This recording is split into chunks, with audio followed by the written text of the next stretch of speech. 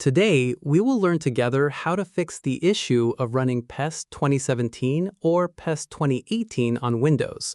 The problem is that when you try to launch the game, it stays on the startup screen, or shows a white screen, then becomes unresponsive, and you get the message not responding, meaning the game is not responding.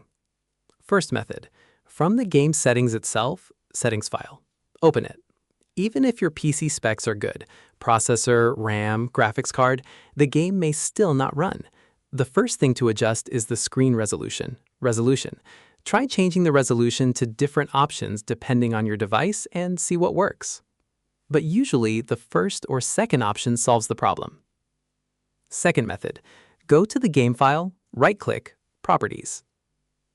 From here, enable Reduced Color Mode and choose 16-bit or 8-bit. If the problem continues, try running the game at a lower resolution, like 640 by 480. Then, enable this option, Disable Full Screen Optimizations. This fixes many issues related to the graphics card.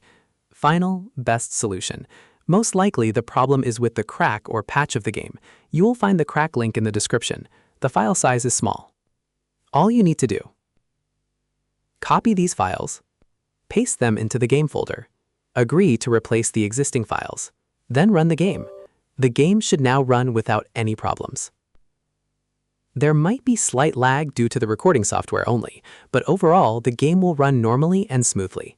Finally, don't forget to like and share if you enjoyed the video, and subscribe to the channel if this is your first time watching us.